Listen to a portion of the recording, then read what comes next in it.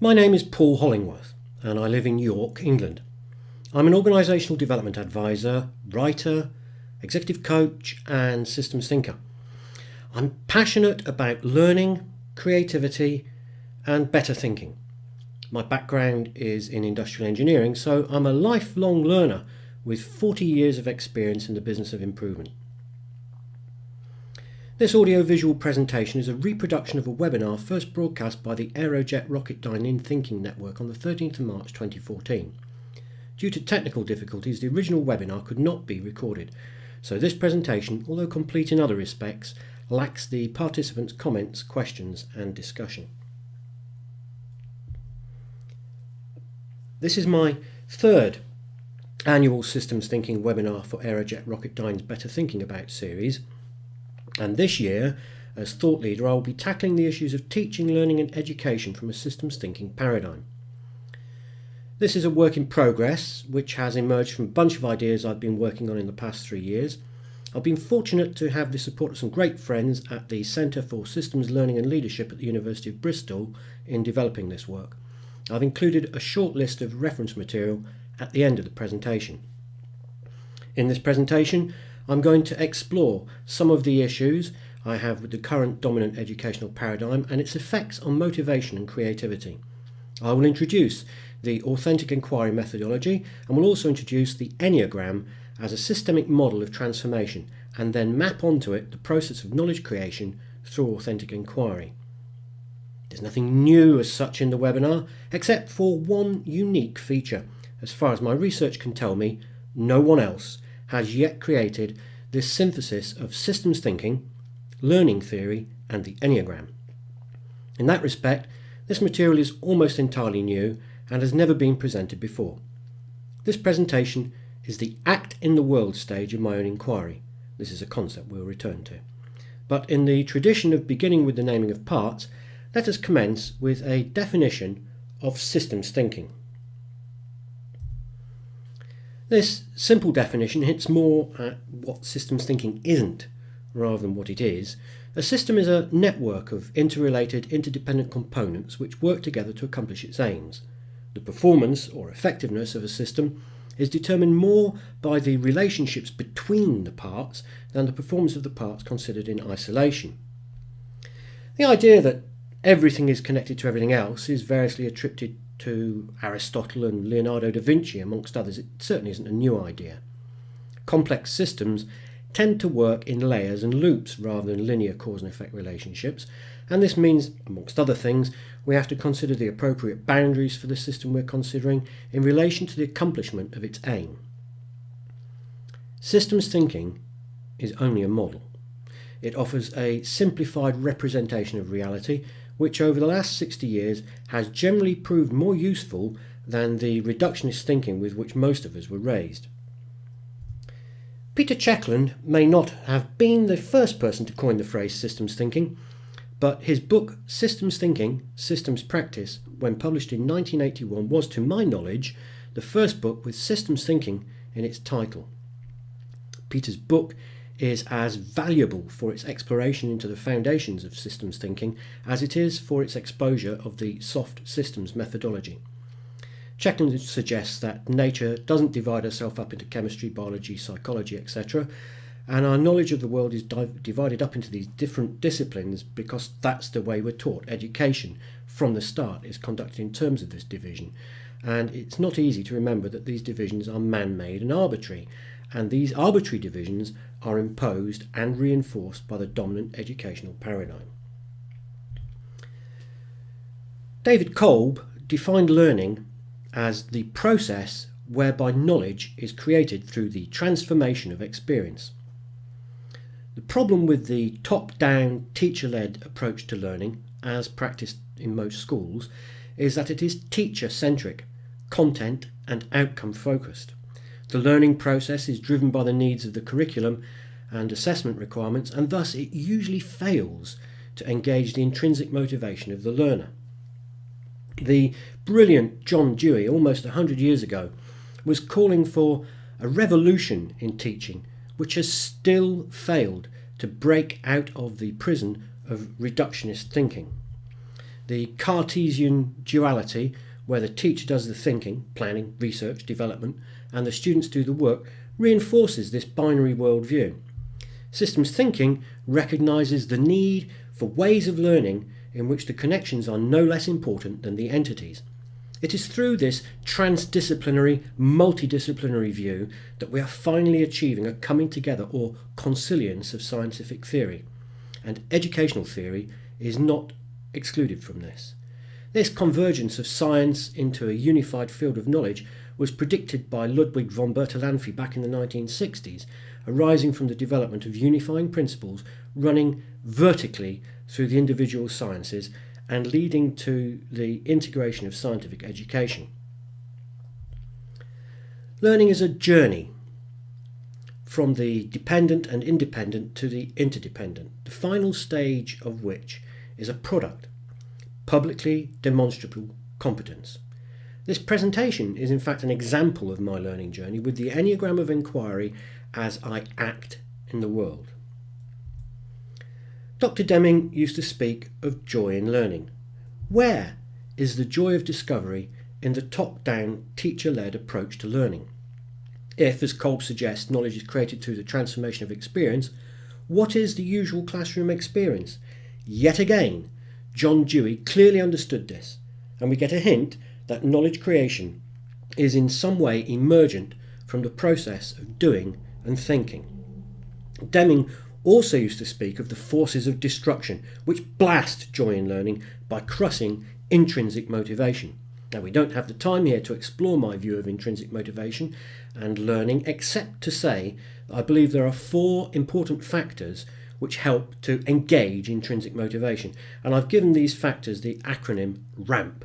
These are 1, the quality of relationships we have with the people we are learning and working with; 2, autonomy, sufficient locus of control over what and how we do our learning; 3, the ongoing development of competence or mastery of the subject; and 4, a sense of purpose in what we're doing. This purpose is in some sense the big picture context, but it's also the reason why we internalise in our learning. Purpose should be at the foundation level of any learner-driven inquiry. In this slide, we see 9 bullets describing the generic dynamics of learner-driven inquiry. We see that these rest upon point 1, personal choice. This roots the inquiry in a concrete place or object of the learner's choosing, thus enabling curiosity and intrinsic motivation to drive the inquiry forward, culminating in real-world application. In this presentation, I'm going to explore one particular variant of learner-driven inquiry called Authentic Enquiry.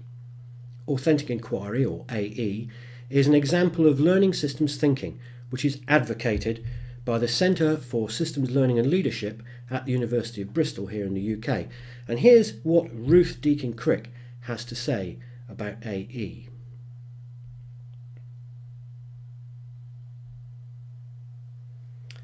Now, not surprisingly, the 9 stages of AE follow the logic of Deming's Plan, Do, Study, Act cycle, and we'll go to these in more detail presently. But here is my issue with Authentic Enquiry. The interacting forces between the elements of Authentic Enquiry are not exposed for consideration by a linear 9-stage description. My own personal experience of AE is that it is a non-linear process. It involves several loops and iterations before progressing through the stages. AE is thus an iterative and cumulative process through which the learner must find their own pathway. In fact, the elements of AE form a system from which emerges knowledge generation, but the linear process fails to describe this. So, my question was, how might the Authentic Enquiry system be mapped or signposted? And I wondered, might the 9-fold Enneagram device provide inspiration for a more systemic view of the methodology? The origins of the 9-fold Enneagram symbol are shrouded in mystery, though it's popularly thought to be Sufi in origin. Of what we can be certain is that the Enneagram was introduced to the Western world over 100 years ago by the Armenian polymath George Ivanovich Gurdjieff. During the 20th century, this powerful and evocative symbol influenced the minds of many great thinkers, including J.G. Bennett, T.S. Eliot, Aldous Huxley, J.B. Priestley, David Bohm, and Stafford Beer. I was personally introduced to this extraordinary model in the mid-90s by Professor Beer, who some of you will know from my presentation last year about the viable system model. Now, I've found that some people recall from the Enneagram image, mistakenly taking it to be some sort of pentagram or symbol of evil. It is not. Certainly, the Enneagram is mysterious, possibly even mystical, but it is definitely not a cult.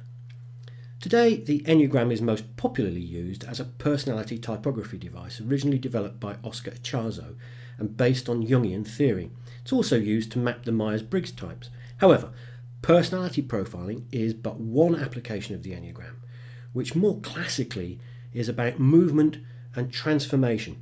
Beer was fascinated by the harmonic qualities of this model, which emerged from its structure. So let's take a look at that structure. The Enneagram is formed of a coherent superposition of three devices, each of which has its own symbolic provenance. Here we see the three components: the circle of progression of life representing wholeness or unity, the triangle, which Gurdjieff described as the law of three, and the hexagram, Gurdjieff's law of seven. The circle has a long history as a symbol, from Ouroboros, the worm eating its own tail, to Deming's plan-do-study-act cycle. We are used to seeing the circle represent the cyclic nature of creation and learning. The equilateral triangle represents the three universal forces, which may be thought of as positive, negative, and balancing or catalyzing. The idea of three forces or gunas may be traced back to the Vedas, the earliest texts of Indian literature. The three gunas are said to determine all variety and differentiation in the universe. These three forces are manifest in each of us as mind, body, and spirit. In the Enneagram, the triangle creates three segments of the circle, typically representing three domains of or dynamic phases: logical, physical, and emotional. The triangle's intersection with the circle also creates shock points where new energy enters the system, point 3 often coming from outside. So the Enneagram is not a closed system, even though topographically each of its components are. Adding in the hexagram, we can see that symmetry in the Enneagram is found about a vertical line drawn from the apex of the equilateral triangle at point 9/0. Note how this line bisects the opening in the hexagram between points 4 and 5.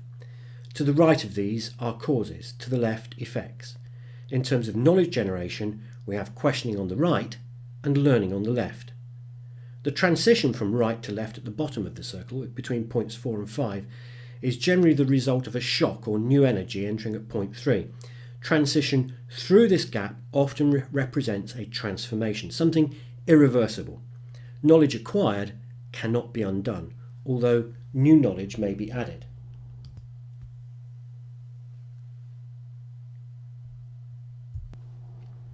The Enneagram has a number of fascinating numerical properties.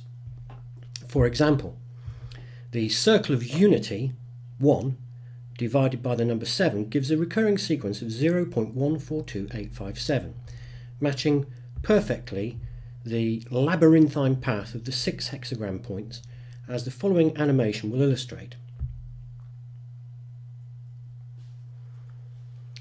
So if we take 1 divided by 7, as we've noted, that gives us 0.142857, as shown here.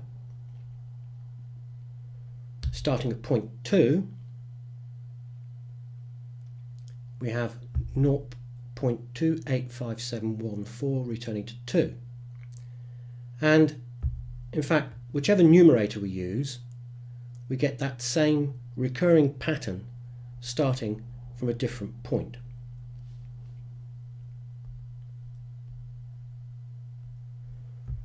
Here we can see that each point around the Enneagram has a unique set of 4 connections.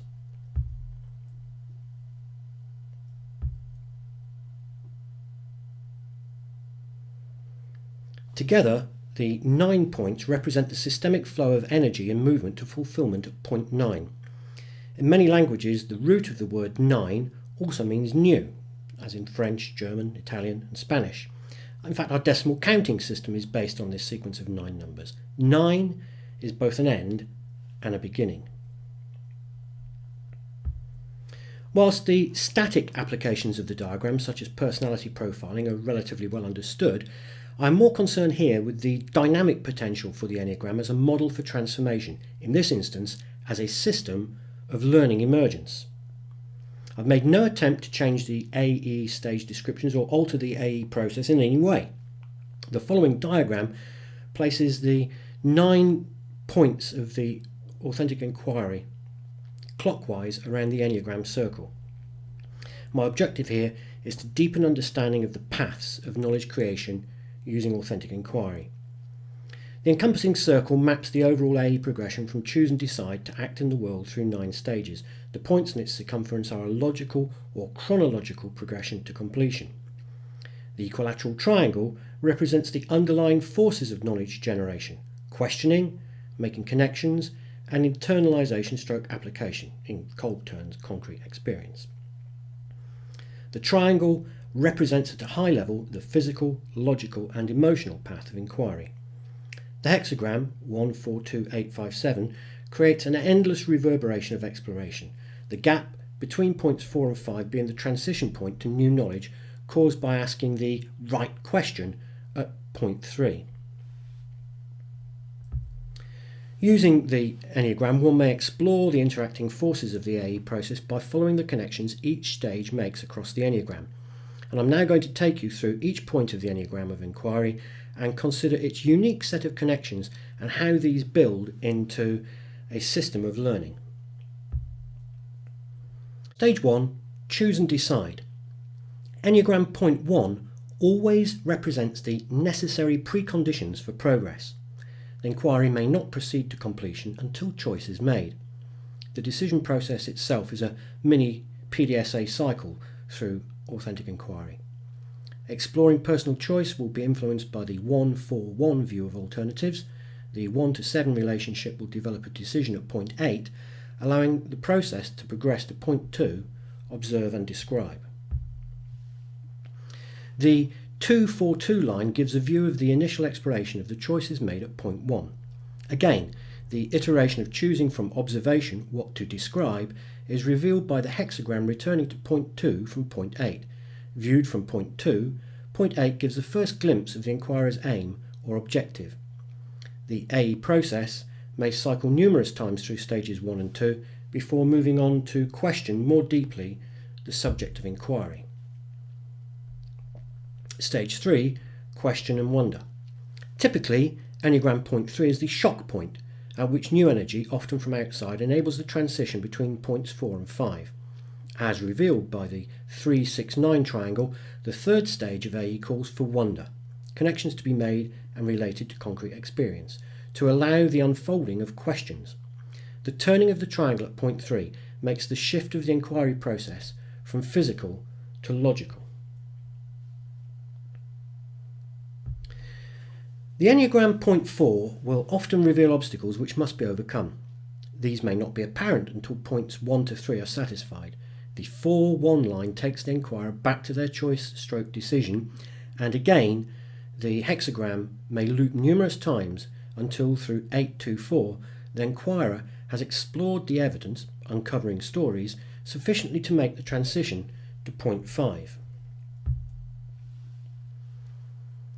The Enneagram transition from 4 to 5 is generally regarded as irreversible. In AE terms, this represents the aha moment of learning. This opens up the view of the aim or product, 5 to 8, and the hexagram cycle, starting 5 to 7, which allows for mapping and navigation. Note that having moved to the left side of the circle, the hexagram now travels in the reverse direction to that before point 4, and again, when the 8-5 path provides validation, the inquiry may progress to point 6. Now, I just want to take a slight sidestep here and just spend a moment thinking about this, the two sides of the Enneagram, where it's bisected by the line of symmetry. The left-right brain model roughly maps onto the two sides of the Enneagram, where we have the divergent processes of the right hemisphere transferring across from point 4 to point 5 to the left hemisphere, which is more convergent. Moving on to point 6, span and connect. The triangle 693 enables the inquirer to make more concrete the development of understanding by connecting to the real world, testing and exploring knowledge. As a triangle turns at point 6, the connections made enable internalisation of the knowledge as the inquiry moves from logical into the emotional domain. At point 7, interact and incorporate, the process of taking the abstract 1 to 4 ideas and making them concrete allows point 7 to incorporate with a clear view of the original choice, 7 to 1, and interacting with the mapping generated at the 5th stage. It is at point 7 that the inquiry may give rise to a new inquiry as new knowledge emerges, so that the cycle may begin again from point 1 without necessarily progressing through points 8 and 9. The 7-5-8 path enables assessment for the inquiry to move on to reconciliation, 8-5-8, and validation, 8-2-8. On completion of validation, the inquiry may progress to its conclusion at point 9. Alternatively, the 8-2 path may give rise to new insight and deeper learning, where point 8 of this inquiry produces the necessary preconditions, point 1, for triggering a new inquiry commencing at A stage 2. Now, this may seem to some people to be strange, that a new inquiry inquiry cycle may commence without actually getting through to the completion at point 9. But we have to understand here that this process is not a matter of moving efficiently through 9 stages and getting to the end. The objective here is learning, not achievement of point 9. And this is embodied in the way that new knowledge can create a new cycle starting at point 1 or point 2. But as we move to point 9, act in the world, the AE process gains closure as new knowledge is applied in the real world. Of course, as with all learning, questions are more important than answers. Thus, the knowledge applied in the real world gives rise to new questions at point 3 and connections, point 6. In this manner, the 9-3-6-9 triangle, which also almost maps onto the Kolb learning cycle, should sustain lifelong learning. Together, the 9 Enneagram points present a metaphor for the systemic flow of energy and movement to fulfillment at point 9. One of the things I like about the AE methodology is that it is focused on learning rather than the discovery of the right answers. Indeed, Authentic Enquiry will almost always raise new and better questions. This is, of course, the process of scientific method, and as Dr. Deming would often say, questions are more important than answers. So, is the Enneagram of Enquiry a useful model? My own experience of Authentic Enquiry is that it offers a powerful way, as Ruth Deakin Crick says, to turn on its head the Cartesian top-down teacher-led approach to curriculum structure and delivery, which was the dominant educational paradigm of the 20th century. I also believe that Authentic Enquiry has significant potential in the workplace, and this is the subject of ongoing research. What AE lacks, when presented as a linear 9-step method, is a way of mapping and unfolding the interaction between the stages, and I believe the Enneagram of Enquiry fulfills this need. It is, in George Box's words, only a model, but I believe it is a useful tool which, as Bucky Fuller said, can lead to new ways of thinking. At this point, the webinar opened up to about 40 minutes of discussion and input from the participants, which sadly has been lost. But here we have some of the reference material I've referred to in the presentation. But finally, I'd like to take a minute to tell you about another project, the 4GME Academy, which I've been working on for the last couple of years with my son John. Our aim is to develop educational/developmental content for digital delivery. Our first project is the Leadership for Transformation programme, which will eventually comprise 24 iBooks, all with enhanced multi-touch, multimedia content. Dr. Deming first described the system of profound knowledge as knowledge of leadership for transformation, which is why the programme is so named. There have been many great books written about Deming's philosophy and the system of profound knowledge. But in my work, I've found many people that don't learn well reading regular text-dense books. Our iBook content is aimed at those people, as they are interactive and multimedia. Currently, these books can only be accessed via an iPad or Mac running the Mavericks operating system and must be purchased and downloaded from the Apple iTunes bookstore. The first 2 books, beginning with Book 0, the introduction, are free, and the rest will sell for about £5 UK each.